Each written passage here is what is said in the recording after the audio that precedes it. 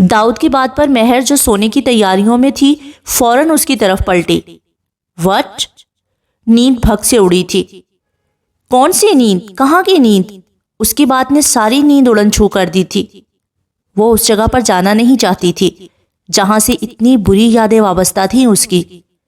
نو، never, ہم نہیں جا رہے۔ اور ہم وہاں کیوں جائیں گے؟ مہر نے سنتے ہی جھٹ انکار کیا تھا۔ داؤد کو واضح حیرت ہوئی۔ مگر کوئی وجہ بھی تو ہو انکار کی۔ اس کی بات پر وہ پھر نفی میں سر ہلانے لگی۔ نہیں تو نہیں، وہ اس کو نہیں بتا سکتی تھی کہ وہ وہاں کتنی تکلیف سے گزری ہے۔ ٹھیک ہے، نہ بتاؤ، لیکن کل ہم جا رہے ہیں، اس لیے صبح ان کے لیے کچھ لے آنا مال سے۔ مہر غصے سے اسے دیکھنے لگی جس نے اس کی بات کو کوئی اہمیت ہی نہیں دی تھی۔ وہ غصے سے اس کی طرف پیچھا کر کے لیٹ گئی۔ یہ تم منہ موڑ کے کیوں سو رہی ہو؟ تمہاری بھول ہے کہ تم اگر اس طرح کے نخرے دکھاؤ گے اور میں مان جاؤں گا۔ اس کی بات کو مہر نے بھی سرے سے نظر انداز کیا تھا۔ داؤد بھی 2 منٹ غصے سے اس کی کمر کو گھوٹتے دوسری طرف منہ کر کے لیٹ گیا۔ وہ جو انتظار میں تھی کہ وہ اسے منائے گا، اس کی امیدوں پر پانی پڑ گیا تھا۔ ابھی میری بات نہیں مانے نا؟ اب کل پچھتائیں گے، پھر پتا چلے گا۔ وہ جلے انداز میں بولی تو وہ لب بھیج کر مسکراہٹ ضبط کرتے سوتا بنا اور وہ اس کی نظر اندازی پر کلس کر رہ گئی۔ صبح نہ ہی مہر مال گئی، نہ ہی ان کے لیے کچھ لائی تھی۔ داؤد ہی جا کر جو لینا تھا وہ لے آیا تھا۔ گھر پہنچا تو مہر نے ابھی تک بچوں کو تیار نہیں کیا تھا۔ تم لوگ تیار نہیں ہوئے؟ داؤد نے ایک نظر مہر کو دیکھتے ان دونوں سے پوچھا۔ نہیں ڈیڈ، مما کہہ رہی ہیں کہ ہم نہیں جائیں گے کیونکہ ہم گڈ بوائے ہیں۔ ان دونوں نے اپنی دانست میں اچھا جواز پیش کیا تھا۔ جاؤ دونوں جا کر تیار ہو، تم دونوں ساتھ چل رہے ہو۔ اس نے ان دونوں کو کہتے آخر پر مہر کو گھورتے ہوئے کہا تو وہ فوراً بول اٹھی۔ میرے بچے وہاں نہیں جائیں گے، رضیہ اور بوا آپ دونوں جائیں اور بچوں کو تیار کریں۔ وہ دونوں جھٹ انہیں لیے وہاں سے غائب ہوئیں کیونکہ داؤد شاہ کا غصہ شدید ہوتا تھا۔ تم کیوں میرے بچوں کو وہاں لے کر نہیں جانا چاہتی ہو؟ ہاں بتاؤ، اس نے مہروش کے کندھوں کو جھنجھوڑتے ہوئے کہا۔ اس لیے ہی نا کہ میرا بچہ اپاہج ہے اور تم اسے اپنے گھر والوں سے متعارف کرواتے شرمندگی محسوس کرو گی۔ داؤد شاہ نے دکھ سے کہا تو دنیا جہان کا سارا دکھ مہر کی سرخ ہوتی آنکھوں میں سمٹ آیا تھا۔ ایک بار پھر داؤد نے اسے ایک نئے سرے سے اذیت دی تھی۔ کیا وہ اسے ایسا سمجھتا تھا کہ اپنے ہی بچوں کو وہ لوگوں میں متعارف کرواتے شرمندہ ہوگی؟ مجھے افسوس سے کہنا پڑ رہا ہے کہ داؤد شاہ آپ آج تک مجھے نہیں جان پائے، اس لیے آپ کبھی بھی میرے دل پر حکمرانی نہیں کر سکتے۔ اس نے داؤد شاہ کے عین دل پر انگلی سے دستک دیتے ٹوٹے لہجے میں کہا اور باہر جا کر گاڑی کا دروازہ زور سے بند کر کے بیٹھ گئی۔ داؤد شاہ کو ایک بار پھر غصے سے بولنے کے بعد اپنے الفاظوں پر پشیمانی ہوئی تھی۔ وہ یہ غصے میں کیا بول گیا تھا؟ مہر تو اس کے بچوں کو اسکول کے بچوں سے بھی زیادہ پیار کرتی تھی، پھر وہ اس کے بارے میں ایسا کیسے کہہ سکتا تھا؟ جانے انجانے میں وہ مہروش کو پھر اپنے سے ایک بار دور کر چکا تھا، جس کے لیے وہ جتنا پچھتاتا اتنا کم تھا۔ پھر جیسے ہی بچے تیار ہو کر آئے وہ ان دونوں کو لیے گاڑی میں بیٹھا اور ایک نظر مہروش پر ڈال کر ڈرائیونگ سٹارٹ کی۔ جب وہ سب ان کے گھر پہنچے تو 12 بج چکے تھے۔ ان کے خوشامدی لہجے دیکھ کر لمحہ لگا تھا مہروش کو یہ سمجھنے میں کہ وہ داؤد کی ساکھ سے مرعوب ہو کر ان کی اتنی آؤ بھگت کر رہے تھے، ورنہ تو شاید ان کی زندگی میں مہروش کی قیمت شاید ایک تنکے سے بھی بڑھ کر نہیں تھی۔ شاید آج بھی انہیں کوئی لالچ تھا جو وہ بھابھیوں کی آنکھوں سے بآسانی جان گئی تھی۔ بھابھیاں منہ کھولے اسے اتنے قیمتی لباس اور زیورات میں دیکھ رہی تھیں۔ ڈائمنڈ کی قیمتی رنگ اس کے ہاتھوں سے شعائیں بکھیر رہی تھی جس نے بھابھیوں کی آنکھوں کو خیر کر دیا تھا۔ جو ہی وہ سب مہر سے ملنے آگے بڑھے، مہر ان کے اپنی طرف بڑھے ہوئے ہاتھ نظر انداز کر کے اندر بڑھ گئی۔ وہ سب پیچھے شرمندہ ہو کر رہ گئے تھے جبکہ بھابھیاں منہ کھولے اس کا نخرہ دیکھ رہی تھیں جو شادی کے بعد عروج پر تھا۔ وہ تو سمجھی تھیں کہ دوسرا شوہر اپنے بچوں کی آیا بنا کر لے گیا ہوگا اور خوب خدمتیں کراتا ہوگا، مگر یہاں تو کایا ہی پلٹ گئی تھی۔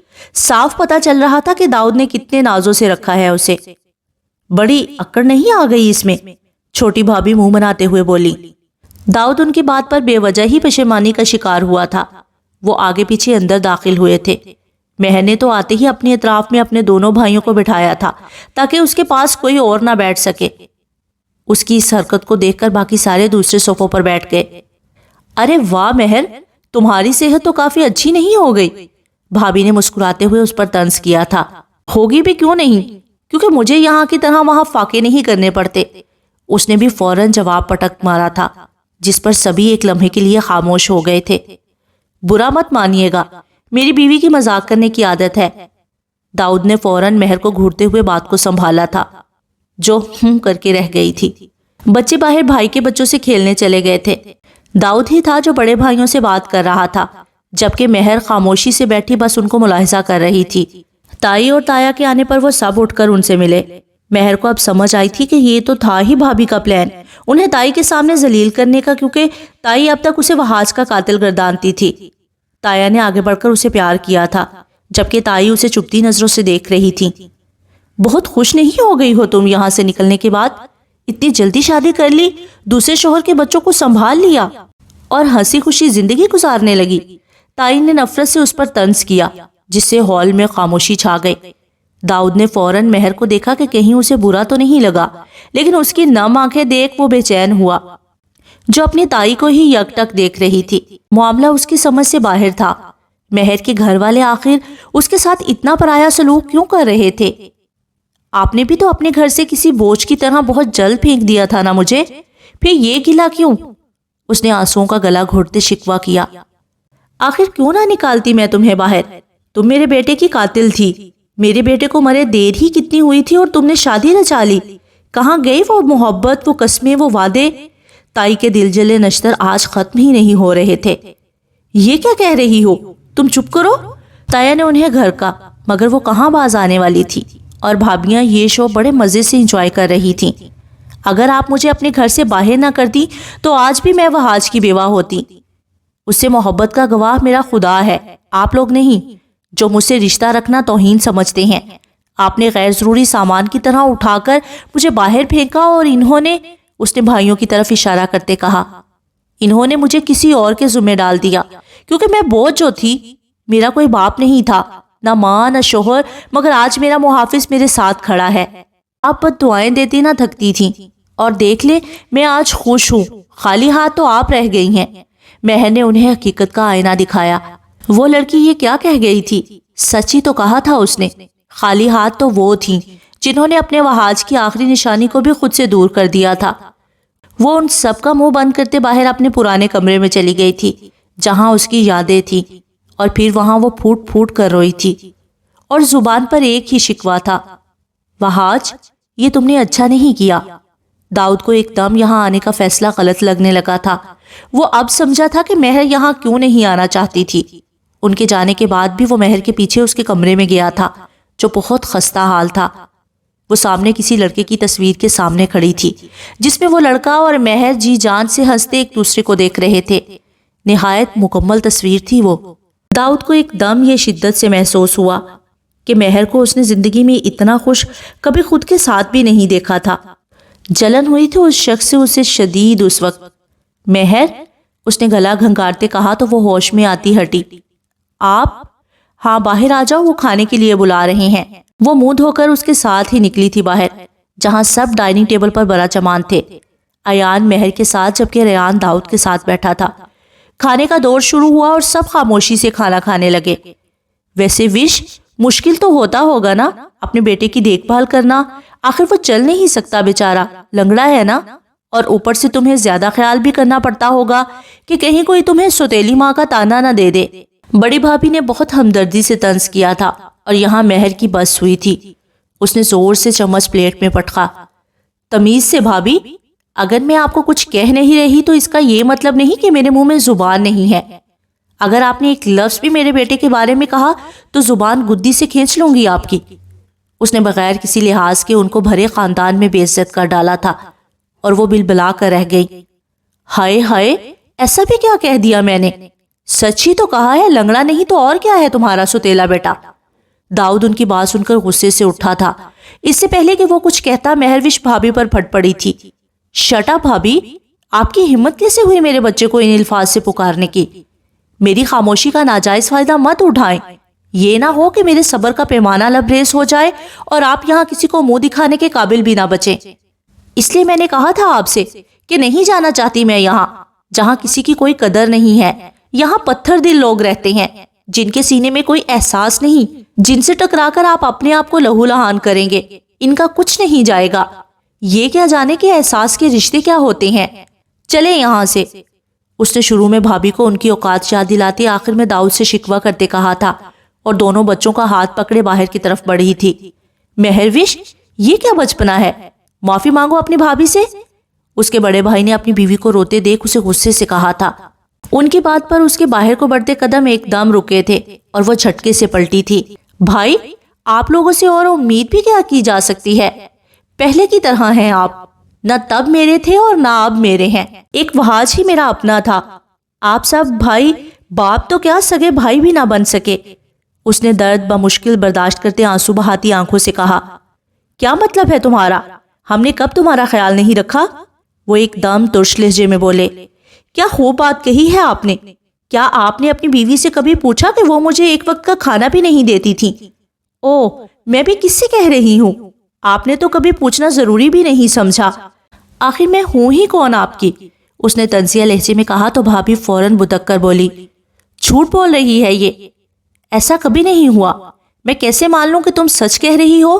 بڑے بھائی نے مشکوک لہجے میں پوچھا. باقی بھائیوں نے بھی ان کی ہاں میں ہاں ملائی تھی. مہروش نے ان کی عادت پر تعصب سے سر جھٹکا.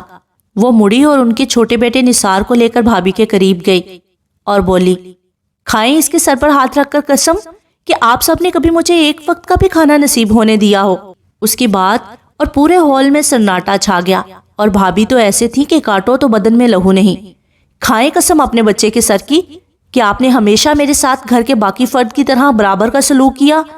اس کے چیخ کے کہنے پر بھابھی نے اپنے بچے کو دیکھا جو معصومیت سے انہیں دیکھ رہا تھا. کیا وہ اپنے بچے کی جھوٹی قسم کھا سکتی تھی؟ مر کر بھی نہیں. نہیں، دور کرو. نہیں. بھابھی ایک دم چیخ اٹھی تھی اور سب کو ان کا جواب مل چکا تھا. بڑے بھائی سمیت تمام بھائی بھی دکھ اور غصے سے اپنی بیویوں کو دیکھ رہے تھے. مہروش، اس کے تینوں بھائی اس کا نام پکارتے اس کی طرف معافی مانگنے کو بڑھے جب وہ نم آنکھوں سے ہنستی. آنسو ٹوٹ کر گال پر بکھرتے چلے گئے. ڈرامہ ختم. میں بے گناہ ثابت ہو گئی اور آپ قصوروار. اب اپنے ماں باپ کو روزے محشر کیا جواب دیں گے آپ سب کہ ایک بہن کی کفالت تک نہ کر سکے؟ اس کے ہر ایک لفظ میں کرب تھا. وش ہمارا بچہ، ہمیں معاف کر دو. بڑے بھائی نے آگے بڑھ کر اسے گلے لگانا چاہا تو وہ 2 قدم پیچھے ہوئی اور ایک ہاتھ سے انہیں دور رہنے کا اشارہ کیا. اتنے سال میں نے اس دن کا انتظار کیا جب آپ خود اپنے ضمیر کی عدالت میں کھڑے ہوں اور مجھ سے نظریں نہ ملا پائیں. اور جانتے ہیں میں آپ سب کو بڑی سزا کیا دوں گی؟ اس نے ان تینوں پر نظریں ڈالتے کہا. مہر، ہماری بات. چھوٹے بھائی بھی اس کے پاس جانے آگے بڑھے تھے. میں آپ تینوں کو کبھی معاف نہیں کروں گی. یہ ہوگی آپ کی سزا. آپ تو میرے لیے اسی دن مر گئے تھے جب بھابھیوں پر میری ذمہ داری ڈال کر آپ تینوں آنکھیں بند کرے بری الذمہ ہو گئے تھے. آج سے میں آپ سب کے لیے مر گئی. میری تو آپ سے کوئی اچھی یاد بھی وابستہ نہیں، پھر کیوں کر معاف کروں آپ کو؟ اس نے ان پر آخری نگاہ ڈالتے کہا اور آنسوؤں کا گلا گھونٹتے اس نے ایان کو اٹھایا اور ایان کو ہاتھ پکڑتے باہر چلی گئی. تم پرائے بچوں کے لیے اپنا گھر چھوڑ رہی ہو اور اپنے سگے رشتے. اگر کبھی انہوں نے بھی تمہیں گھر سے نکال دیا تو؟ چھوٹی بھابھی چپتے لہجے میں بولی. وہ ایک دم رکی اور بغیر مڑے بولی. خدا گواہ ہے کہ یہ میرے بچے میرے لیے سگوں سے بڑھ کر عزیز ہیں، کیونکہ انہوں نے مجھے وہ محبت اور عزت دی ہے جو میرے اپنے سگے بھائی اب تک نہ دے پائے. اس نے طنز کرتے کہا. تو پھر یہاں مت آنا کبھی. درمیانی بھابھی آخر پر بھی باز نہ آئی. فکر مت کریں، اگر اس گھر سے نکالی بھی گئی تو مرنے تک بھی اس دہلیز پر دوبارہ قدم نہیں رکھوں گی، کیونکہ جہاں میرے بچوں کی جگہ نہیں وہاں رکنا میری توہین ہے.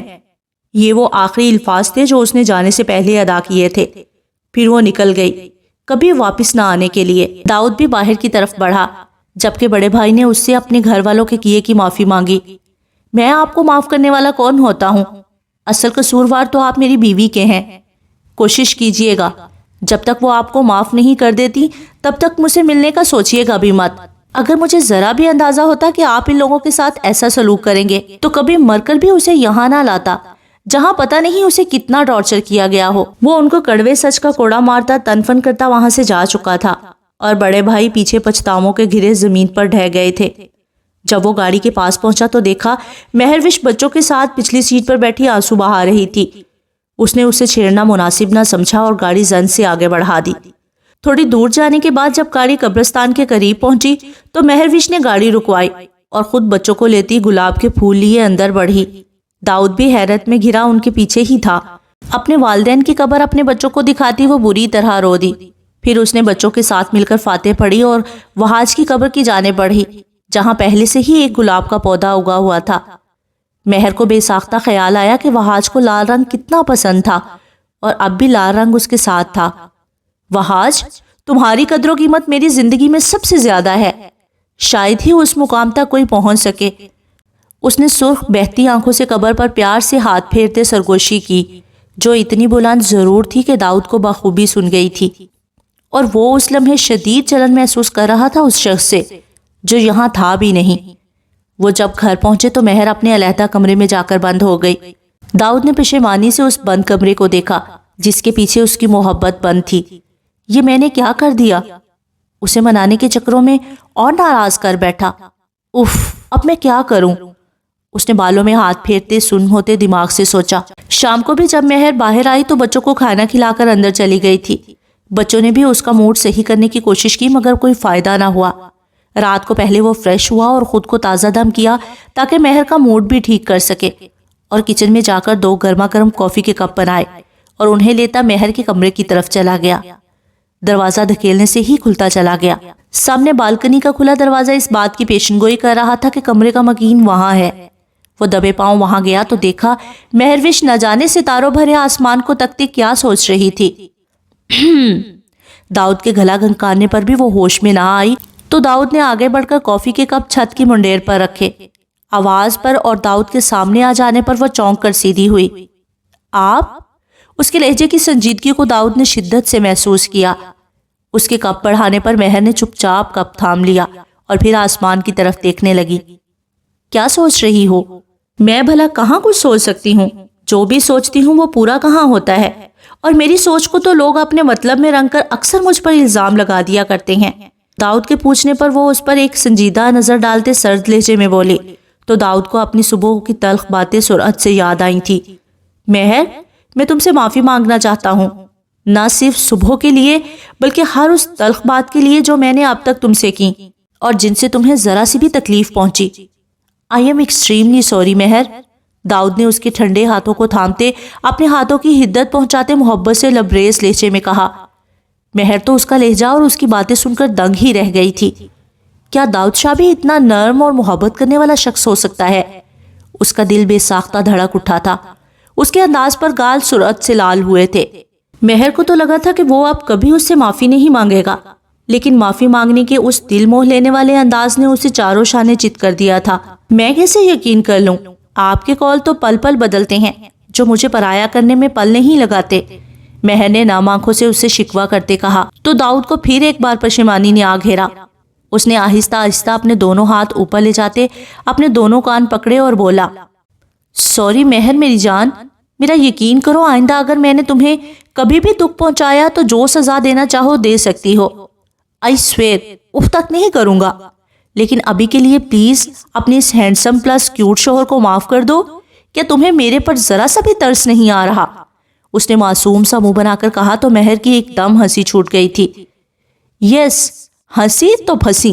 ارے داؤد، یہ بھی دن آنا تھا تیری زندگی میں کہ تو کان پکڑ کے اپنی بیوی سے معافی مانگے گا۔ اگر میرے بزنس ورلڈ میں سے کسی نے مجھے اس طرح معافی مانگتے دیکھ لیا تو یقیناً وہ غش کھا کر گر پڑے گا۔ اس نے ہنستے ہوئے مہر کو ساتھ لگاتے ہوئے کہا، جس نے سکون سے اس کے سینے پر آنکھیں موند کر سر رکھ لیا تھا۔ داؤد نے اس کی توجہ کافی کی طرف دلائی۔ اس نے بھی مسکراتے ہوئے کافی کا کپ تھام لیا تھا اور پھر گھونٹ بھرتے دل کھول کر اس کی تعریف کی تھی جو داؤد نے سر تسلیم خم کر کے قبول کی تھی۔ اس طرح ایک حسین رات کا اختتام ہوا تھا۔ صبح کھڑاک کی آواز سے مہروش کی آنکھ کھلی تو دیکھا داؤد ناشتے کی ٹرے لے کر اندر آتا اسے مہروش کے آگے سجا رہا تھا۔ داؤد، یہ آپ کیا کر رہے ہیں؟ مجھے اٹھا لیا ہوتا۔ مہروش فوراً سیدھی ہو کر بیٹھی اور نیند سے بھری آنکھوں سے بولی، نیور مائنڈ وائفی، جتنا میں نے رات کو تمہیں تنگ کیا ہے صبح تمہارا اتنا سونا تو بنتا ہے۔ داؤد نے شریر لہجے میں اسے آنکھ ونک کرتے کہا تو مہروش اس کی بے باکی پر پل بھر میں سرخ ہوئی تھی اور اس کے گال لہو جھلکانے لگے تھے۔ داؤد کے اکثر بے باک انداز پر وہ کہیں منہ چھپانے کی جگہ ڈھونڈتی تھی، مگر داؤد کے سینے کے علاوہ اسے کوئی جگہ میسر نہیں آتی تھی جس پر داؤد سے زیادہ شاید ہی کوئی خوش ہوتا پھر انہوں نے ایک پرلطف سا ناشتہ کیا۔ بچوں کو اسکول بھیجنے کے بعد داؤد مہر کو شاپنگ پر لے گیا تھا۔ آج کا پورا دن اس نے مہر کے لیے وقف کر دیا تھا، جس سے مہر خود کو آسمانوں پر اڑتا ہوا محسوس کر رہی تھی۔ ان کی لائف ایک روٹین میں آ گئی تھی، جہاں وہ زیادہ سے زیادہ مہروش اور بچوں کے ساتھ وقت گزار رہا تھا، جس نے ان کی فیملی کو ایک مضبوط بانڈ میں باندھ دیا تھا۔ ڈاکٹر صاحب، خدارا ہمارا بچہ کو بچا لو، صبح سے آنکھیں نہیں کھول رہا، دیکھو نا اس کو کیا ہو گیا ہے، اس پختون عورت نے ڈاکٹر کو روتے ہوئے کہا، جبکہ اس کا شوہر اسے تسلی دے رہا تھا، مگر دل اندر سے خود بھی ڈرا ہوا تھا۔ نرس بچے کو اندر لے کر چلے۔ آئی سی یو کے باہر وہ دونوں ماں باپ اپنے جگر کے ٹکڑے کے لیے دعا گو تھے، جو انہیں 5 سال بعد میسر آیا تھا، اور اب 5 سال کی عمر میں ہی پتہ نہیں اس ننھے بچے کو کیا بیماری لاحق ہو گئی تھی، جس نے اس کا خون نچوڑ کر رکھ دیا تھا۔ ڈاکٹر باہر آیا تو وہ دونوں فوراً اس کی طرف لپکے اور اپنے بچے کے متعلق دریافت کیا۔ مجھے افسوس سے کہنا پڑ رہا ہے کہ آپ کے بچے کے دل میں سوراخ ہے، اگر اس کا جلد ہی آپریشن نہ کرایا گیا تو آپ اسے کھو دیں گے۔ ڈاکٹر کے الفاظ تھے یا بجلی جو ان دونوں پر گری تھی کہ وہ دونوں ہکا بکا رہ گئے، اور وہ عورت بلکتے ہوئے پیچھے کرسی پر گری تھی۔ ڈاکٹر صاحب، کتنے پیسے لگیں گے؟ اس شخص نے پریشانی سے ڈاکٹر سے پوچھا۔ زیادہ سے زیادہ 30 لاکھ، اور آپ کے لیے اچھا ہے کہ جتنا جلدی ہو سکے پیسوں کا انتظام کیجیے، ڈاکٹر پروفیشنل لہجے میں کہتا جا چکا تھا۔ پیچھے وہ دونوں ہی پریشانی کے سایوں میں گھرے رہ گئے۔ خان، اب ہم کیا کرے گا؟ ہمارے پاس تو اتنا پیسہ بھی نہیں کہ ہم اپنے بچے کو زندگی دے دیں۔ خان، خدارا کچھ کرو، ہمارے بچے کو بچاؤ، کچھ کرو، ہم اس کے بغیر زندہ نہیں رہ سکے گا۔ تم فکر مت کرو گلمینے، اللہ بہتر کرے گا، ہم اس کا حل ضرور ڈھونڈ نکالیں گے، اس نے اپنی بیوی کو تسلی دیتے ہوئے کہا، مگر دونوں ہی جانتے تھے کہ یہ تسلی کتنی کھوکھلی تھی۔ مہروش شام کو بالکنی میں ٹھنڈی ہوا لینے آئی تھی۔ داؤد اس وقت ریان کے ساتھ باہر کچھ باکس لینے گیا تھا۔ جبکہ ایان کے بارے میں سوچتی وہ اس کے کمرے میں جانے لگی، جب اس کی نگاہ نیچے باغیچے میں ایان پر پڑی، جو لیگ کرٹچز اتار کر بھاگنے کی پریکٹس کر رہا تھا، مگر 50 قدم تک بھاگتے ہی ایک دم وہ لڑکھڑا کر نیچے گرا۔ مہروش کی یہ دیکھ جان پر بن گئی تھی اور وہ فوراً سے بیشتر نیچے کو بھاگی تھی۔ نیچے آتے آتے اس کا سانس پوری طرح پھول چکا تھا اور وہ فوراً جا کر ایان سے لپٹ گئی، اس کے ہاتھ جھاڑتے ہوئے اسے اٹھایا تھا۔ دیکھا تو اس کے گھٹنے سرخ ہو چکے تھے۔ ایان، میرا بچہ، یہ کیا کر رہے ہو تم؟ دیکھو میرے بچے، تمہارا گھٹنا کتنا سرخ ہو گیا ہے، میں تمہیں کہیں پارٹیسپیٹ نہیں کرنے دے رہی، میرے بچے کی جان مجھے سب سے زیادہ عزیز ہے، میں تمہیں حصہ نہیں لینے دوں گی، بھاڑ میں گیا چیلنج، اس نے ایان کو اپنی پناہوں میں چھپاتے ہوئے کہا۔ ہو ممی، کیا کہہ رہی ہیں آپ؟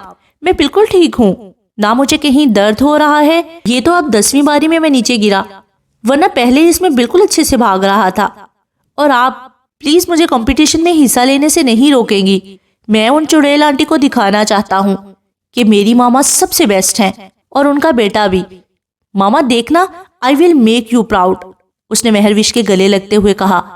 لیکن میرے بچہ، آپ کی ماما آپ کو ہرٹ نہیں دیکھ سکتی، اس نے نم آنکھوں سے کہا تو ایان نے فوراً اس کے گال پر کس کی۔ ماما، بس آپ اپنے ایان پر یقین کریں، میں ضرور جیت کر دکھاؤں گا، اس نے سرخ ہوتے چہرے کے ساتھ پرجوش لہجے میں کہا تو مہروش اس کا جوش دیکھ کر دل سے ہنسی اور اسے کس کر گلے لگا لیا۔ چونکے تو وہ دونوں تب جب داؤد شاہ کی گاڑی پورچ میں آ کر رکی اور اس کے ساتھ فرنٹ سیٹ پر نکلنے والی دوشیزہ کو دیکھ مہروش کو اپنے ارد گرد خطرے کی گھنٹیاں بجتی محسوس ہوئیں۔ وہ سب مہروش کے پاس ہی آ گئے تھے۔ Mehrosh, meat my business partner حسینہ، یہ کچھ دن یہاں رہیں گی، داؤد نے شائستہ لہجے میں اس کا تعارف کروایا۔ داؤد، صرف بزنس پارٹنر ہی کیوں، یہ بھی تو بتاؤ کہ ہم دونوں ایک وقت میں بہت اچھے دوست رہے ہیں، اس نے داؤد کے کالر کو درست کرتے اس کے بازو میں ہاتھ ڈالتے کہا، جس سے مہروش اندر تک جل گئی تھی۔ داؤد، اندر چلے، میں آپ لوگوں کے لیے کھانا لگاتی ہوں، مہروش نے اس کی بات کو نظر انداز کرتے داؤد سے کہا۔ سوری ڈیئر، داؤد اور ایان تو میرے ساتھ پہلے ہی کھانا کھا آئے ہیں، تم کھا لو، مہروش نے داؤد کو حیرت سے دیکھا جو اس سے نظریں چرا گیا۔ مہروش کا سرخ ہوتا چہرہ اس کے غصے کی نشاندہی کر رہا تھا، جس سے داؤد بخوبی واقف تھا۔ وہ بھی کیا کرتا، اس کی بھی تو مجبوری تھی، اگر حسینہ اسے بار بار انسسٹ نہ کرتی تو وہ کبھی اس کو اپنے گھر لے کر نہ آتا۔ اور پلیز میرے لیے داؤد کے ساتھ والا کمرہ سیٹ کر لینا، کیونکہ مجھے ہمیشہ اس سے ساتھ والے کمرے میں رہنے کی عادت ہے، یو نو، قریب قریب۔ آخری بات اس نے مہروش سے سرگوشی میں کہی تھی۔ وہ مہروش کا دل خاک کر کے اندر جا چکی تھی، جبکہ داؤد بھی اس کے ساتھ چلا گیا تھا، اور مہروش اس بلا کی وجہ سے پیر پٹک کر رہ گئی تھی جو ایان اور ریان دونوں نے بخوبی نوٹ کیا تھا، اور وہ اپنی ماں کو ستانے والی لڑکی کا انجام اچھے طریقے سے سوچ چکے تھے۔ مہروش غصے سے اندر گئی جہاں داؤد اور حسینہ لاؤنج میں بیٹھے تھے، اور داؤد بوا کو کافی لانے کا کہہ رہا تھا۔ پیچھے پیچھے بچے بھی چلے آئے تھے، اور ایک نئی آنٹی کا انہیں اپنے باپ کے اتنے قریب بیٹھنا کچھ بھایا نہیں۔ ایک نظر ماں کو دیکھا جو غصے سے باپ کو دیکھ رہی تھی، اور دوسری نظر باپ کو جس کو کچھ پرواہ ہی نہیں تھی۔ بچوں کی ننھی پیشانی پر تیوری چڑھی تھی، ایک دوسرے سے آنکھوں میں معنی خیز تبادلے ہوئے تھے۔ ریان ایان کو لیتے ان کے قریب پہنچا، اور ایان جھٹ داؤد اور حسینہ کے درمیان جہاں نہایت کم فاصلہ تھا وہاں چڑھ کر بیٹھ گیا، جبکہ ریان داؤد کی دوسری طرف۔ داؤد اور وش حیرت سے اپنے بچوں کی کارکردگی دیکھ رہے تھے، جبکہ حسینہ ان کی اس عمل پر کلس کر رہ گئی۔ مہروش دل ہی دل میں اپنے سیانے بچوں کی بھلائی دے رہی تھی۔ جب بچوں نے باپ سے نظر بچا کر اسے آنکھ ونک کی، مہروش کا منہ صدمے سے کھل گیا۔ مطلب ان شیطان بچوں نے جان بوجھ کر ایسا کیا، جبکہ وہ سمجھی تھی کہ نادانی میں ایسا کر رہے تھے۔ اب اس کا دل سکون میں تھا، جو بھی تھا اس کے بچے اس کے ساتھ تھے۔ داؤد، کافی کے بعد چلو تمہاری سٹڈی میں اچھی سی بک کا مطالعہ کرتے ہیں، حسینہ نے ایک ادا سے کہا۔ مہر بھی وہیں صوفے پر بیٹھی موبائل میں خود کو مصروف ظاہر کر رہی تھی، مگر کان وہیں لگے ہوئے تھے۔ نو آنٹی، اب تو کافی لیٹ ہو گیا ہے اور بابا ہمیں سلانے جا رہے ہیں، کیوں ریان؟ ایان نے فوراً حسینہ کے پلان پر پانی پھیرا تھا۔ جی آنٹی، جب تک بابا ہمیں سٹوریز نہ سنا لیں ہمیں نیند نہیں آتی۔ اس نے معصوم سورہ لٹکا کر ایکٹنگ میں سب اداکاروں کو پیچھے چھوڑ دیا تھا، ہے نا بابا؟ ان دونوں نے تائید کے لیے داؤد کو دیکھا جو منہ کھولے دونوں چھوٹے معصوم شیطانوں کا جھوٹ ملاحظہ کر رہا تھا۔ دونوں ماں پر گئے ہیں ڈرامے باز، اس نے دل ہی دل میں سوچا، جبکہ بچوں نے اسے مخاطب کیا۔ ہاں حسینہ، صبح ملاقات ہوگی، یہ بچوں کے سونے کا ٹائم ہے۔ داؤد بچوں کو لیے اٹھا۔ حسینہ، میں نے آپ کا کمرہ نیچے تیار کر دیا ہے، ایکچولی اوپر کوئی کمرہ خالی نہیں ہے، آپ آرام کر لیں، بہت رات ہو گئی ہے۔ اچھا ٹھیک ہے، میں چلتی ہوں۔ ویسے بھی داؤد کو میرا انتظار کرنا پسند نہیں، کہیں وہ مجھے لینے نیچے ہی نہ آ جائے۔ مہروش نے اسے اس کی اوقات یاد دلاتے اسے جلانے کے لیے کہا اور چلتی بنی، جبکہ حسینہ نفرت سے ہوں کر کے رہ گئی۔ داؤد جو اوپر سے مہر کی باتیں سن رہا تھا مسکرا کر رہ گیا، اس کی بیوی کسی سے کم نہیں تھی۔ دیکھتی جاؤ مہروش، میں تم سے داؤد کو کیسے چھینتی ہوں، میں رحمہ نہیں جو اس کے جیسے بھول کر کے داؤد کو چھوڑ دوں گی۔ اس نے شاطرانہ نظروں سے اسے اوپر جاتے دیکھ دل ہی دل میں کہا۔ جیسے ہی مہر کمرے میں آئی، داؤد نے دروازہ بند کرے اسے دروازے کے ساتھ پن کیا اور اس پر جھکا، یہاں تک کہ مہروش کا اس کی شدت پر سانس لینا مشکل ہو گیا۔ اس نے زور سے داؤد کے ننگے پاؤں پر اپنا ہیل والا پاؤں رکھا تو وہ اچھل کر رہ گیا۔ یہ کیا کیا جنگلی بلی؟ اس نے ایک ٹانگ پر لنگڑاتے ہوئے کہا اور اپنا پاؤں دیکھا جو سرخ پڑ چکا تھا۔ وہی جو آپ ڈیزرو کرتے ہیں، اس نے الٹے ہاتھ سے اپنا منہ صاف کرتے اپنی بکھری سانسوں کو اعتدال پر لاتے کہا اور آگے بڑھی۔ تم ایسا کیوں بہیو کر رہی ہو؟ کہیں تمہیں مجھ پر شک تو نہیں؟ داؤد نے سنجیدہ لہجے میں پوچھا تو مہر نے نظریں ترچھی کر کے اسے گھورا۔ اگر شک ہی کرنا ہوتا تو اس دن کرتی جس دن ریسٹورنٹ میں اس جنگلی بلی کے ساتھ دیکھا تھا۔ مہروش گلس کر بولی تو داؤد اس کے حسینہ کو جنگلی بلی کا لقب دینے پر کہکہا لگا کر رہ گیا۔ جنگلی بلی؟ سیریسلی؟ مہر یار، یو آر ٹو مچ، اس نے اپنے آنسو صاف کرتے کہا جو ہنسی کے مارے بہہ نکلے تھے۔ تو مطلب میری بیوی جیلس ہو رہی ہے، وہ بھی ایک باہر کی لڑکی سے؟ انٹرسٹنگ، جلتی ہے میری جوتی، میری جوتی کو بھی پرواہ نہیں، اس نے جلتے کباب ہوتے دل کے ساتھ کہا۔ داؤد کو خوشی ہوئی تھی کہ اس کی بیوی کو اس پر اعتبار تھا، یہاں تک کہ اس نے ایک دفعہ بھی داؤد سے اس کے بارے میں پوچھا بھی نہیں تھا۔ تو پھر مجھے اگنور کیوں کر رہی ہو؟ اس نے مہر کو پیچھے سے باہوں میں بھرتے کہا اور چھوڑ بھی فوراً دیا تھا کیونکہ مہر کی کوہنی اس کی کمر کو اچھے سے سیک لگوا چکی تھی۔ Don't you dear mister Dawood, ignore آپ نہیں ہوئے بلکہ آپ نے ہمیں کیا ہے۔ میں اور ریان تب سے آپ کا کھانے پر ویٹ کر رہے تھے اور آپ نے تو ہمارے بغیر ہی کھانا کھا لیا۔ کم از کم ایک کال کر کے بتا تو دیتے تاکہ ہم بھوکے تو نہ رہتے، مہر نے افسردگی سے کہا۔ کیا تم دونوں نے اب تک کھانا نہیں کھایا؟ چلو نیچے، ہم دوبارہ کھا لیتے ہیں۔ داؤد فوراً اس کی بھوک کا احساس کرتے اٹھا۔ کوئی ضرورت نہیں، اب اگر آپ ملاحظہ کرتے تو دیکھ لیتے کہ جب آپ اس جنگلی بلی کے ساتھ کافی تناول فرما رہے تھے، میں نے ایان کو تب ہی کھانا کھلا دیا تھا اور خود بھی کھا لیا۔ اب کیا میں آپ کے لیے اپنے بچے کو بھوکا رکھتی؟ اس نے لڑاکا عورتوں کی طرح کمر پر ہاتھ ٹکاتے پوچھا تو وہ گھسیا کر رہ گیا۔ میں نے ایسا کب کہا؟ داؤد منمنایا۔ میری ایک بات یاد رکھیے گا داؤد صاحب، میں رشتے میں ایکول سٹینڈرڈ کی قائل ہوں۔ اگر عزت ملے گی تو دوں گی، محبت ملے گی تو دوں گی، مگر جہاں آپ ہم سے لاپرواہ ہوئے تو پرواہ میری جوتی کو بھی نہیں ہوگی۔ Mind it. اس نے برفیلے سرد لہجے میں سنجیدگی سے اس کی آنکھوں میں آنکھیں ڈال کر کہا۔ یار میری بات تو سنو۔ داؤد آگے آیا۔ اگر آپ اسی طرح کوتاہیاں کرتے رہیں گے تو بہت جلد آپ خالی میز پر ہمارا انتظار کیا کریں گے اور شاید آپ کو کمپنی دینے ہم وہاں نہ ہوں، اس نے سرد مہری سے کہا اور منہ پر بلینکٹ لیے سو گئی۔ پیچھے داؤد تعصب سے اسے دیکھتا رہ گیا، مگر وہ یہ بھول رہا تھا کہ وہ پھر غلطی پر ہے، مگر اس کے لیے یہ ایک بہت بڑی غلطی نہ تھی۔ لیکن چھوٹی چھوٹی غلطی کرتے کب ہم گناہ کر بیٹھتے ہیں ہمیں علم ہی نہیں ہوتا، اور شاید داؤد کے ساتھ بھی ایسا ہی ہونا تھا۔ وہ بہت خوبصورت نیلی آنکھوں والا 5 سالہ بچہ تھا جو اپنے ہم عمر بچوں کو کاغان کی وادیوں میں کھیلتے دیکھ رہا تھا۔ اس کا شدت سے دل کر رہا تھا کہ وہ بھی ان کے ساتھ جا کر کھیلے، مگر ماں کی ہدایت یاد آتے وہ وہاں بیٹھا رہا۔ لیکن جب بال اس کے قدموں کے قریب آئے تو اس کا ضبط بھی جواب دے گیا۔ وہ اٹھ کر بال کو کک کرتا باقی بچوں کی طرف لے گیا اور ان کے ساتھ کھیلنے لگا۔ ابھی تھوڑی ہی دیر گزری تھی کہ اس کی سانس پوری طرح پھول چکی تھی اور وہ کھینچ کھینچ کر سانس لینے لگا۔ اس کی حالت لمحوں میں بگڑ گئی تھی کہ وہ تیورا کر نیچے گرا۔ بچے فوراً جا کر اس کی ماں کو لے آئے تھے۔ گلمی نے بچوں کے بلانے پر انہیلر لیے ننگے پاؤں بھاگی آئی تھی۔ وادی پر پہنچ کر اس نے پھولتے سانس کے ساتھ دیکھا کہ زمرے زمین پر پڑا کھینچ کھینچ کر سانس لے رہا ہے، تو اس کے قدموں سے اپنے لختے جگر کو زمین پر گرے دیکھ جان نکل گئی۔ وہ لمحوں میں اس تک پہنچی تھی، اس کا سر گود میں اٹھا کر رکھا۔ سمارے، مارے بچے آنکھیں کھولو، کھولو، انہیلر منہ میں ڈالو، اس سے سانس لو۔ بہت مشکل سے اس نے زمارے کی حالت پر قابو پایا تھا۔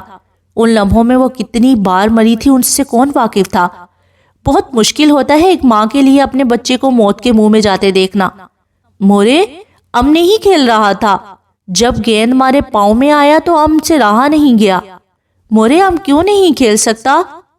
ہمارا طبیعت کیوں بگڑ جاتا ہے؟ ہمارا بھی دل کرتا ہے ہم کھیلیں۔ زمارے نے شرافت سے شروع میں گلمینے کو سچ بتاتے آخر میں بے بسی سے پوچھا، جبکہ آنکھوں میں موٹے موٹے آنسو چمک رہے تھے۔ اس کی یہ بات اس کی ماں کا دل چیر گئی تھی، اس سے وہ بے خبر تھا۔ جب وہ زمارے کے ساتھ گھر پہنچی تو اس کی ساس کی بھانجی وہاں بیٹھی جیسے اسی کی راہ دیکھ رہی ہو۔ لو آگے خانہ خراب سر سپاٹے کر کے۔